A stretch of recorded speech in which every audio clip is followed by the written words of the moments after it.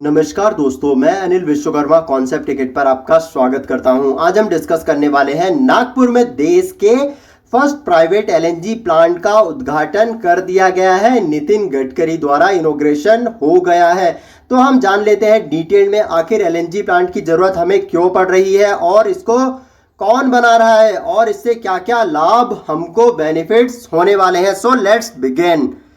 Union and transport minister Nitin Gadkari ने रविवार को नागपुर में देश के पहले private LNG liquefied natural gas plant का उद्घाटन किया। उन्होंने कहा एलएनजी एक क्लीन और कॉस्ट इफेक्टिव फ्यूल है। क्लीन भी है और कॉस्ट इफेक्टिव भी है, जिससे एनवायरमेंट प्रभावित नहीं होगा, जो लॉजिस्टिक्स कॉस्ट को भी कम करेगा। और इससे क्या होगी, जॉब अपॉर्चुनिटीज भी, बहुत सारी जॉब के मौके भी मिलने वाले हैं इससे।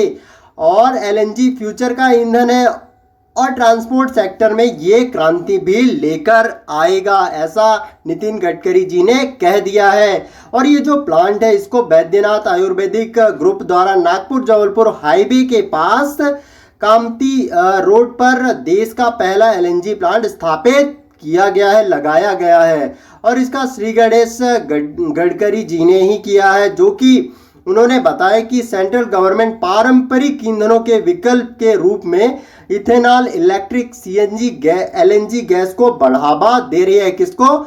इथेनॉल, इलेक्ट्रिसिटी और सीएनजी, एलएनजी गैस को बढ़ावा दे रही है। उन्होंने कहा कि देश सरप्लस शुगर और राइस का उत्पादन करता है। उन्होंने सुझाव दिया कि ऐसे प्रोडक्ट के सरप्लस का उपयोग बायोफ्यूल्स बनाने में किया जा सकता है और इन एग्रीकल्चर प्रोडक्ट से बायोएथेनॉल का उत्पादन करने के लिए एक्सपेरिमेंट भी किए जा रहे हैं, जो कि सफल हुए हैं। एग्रीकल्चर प्रोडक्ट से बायो इथेनॉल का उत्पादन करने के लिए जो एक्सपेरिमेंट किए गए थे वो बेहद ही सफल हुए, सक्सेसफुल हो गए हैं। और ईस्ट विदर्भ में धान की भूसी से बायो इथेनॉल का लार्ज स्केल प्रोडक्शन चल रहा है, जो कि ईस्ट विदर्भ है, धान की खेती के लिए ही जाना जाता है। वहां पर धान की भूसी से बायो इथेनॉल बनाने का काम जो है वो बहुत बड़े स्केल पर चल रहा है।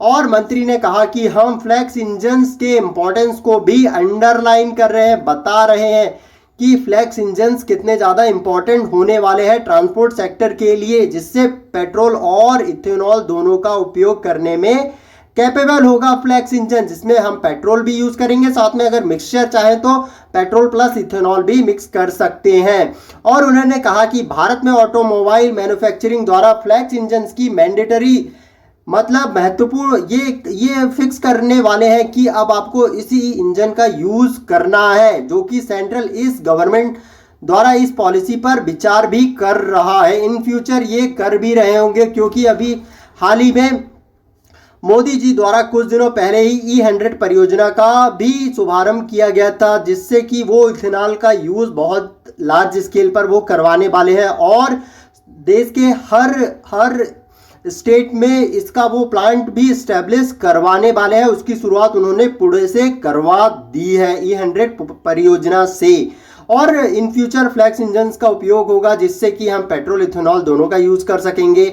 और अगर इथेनॉल का यूज़ ज़्यादा होता है तो फिर हमारा इन्वायरमेंट भी प्रदूषित नहीं होगा। और वैसे भी पेट्रोल इतना महंगा हो रहा है कि उसका यूज़ करना आम पब्लिक के लिए बहुत ज़्यादा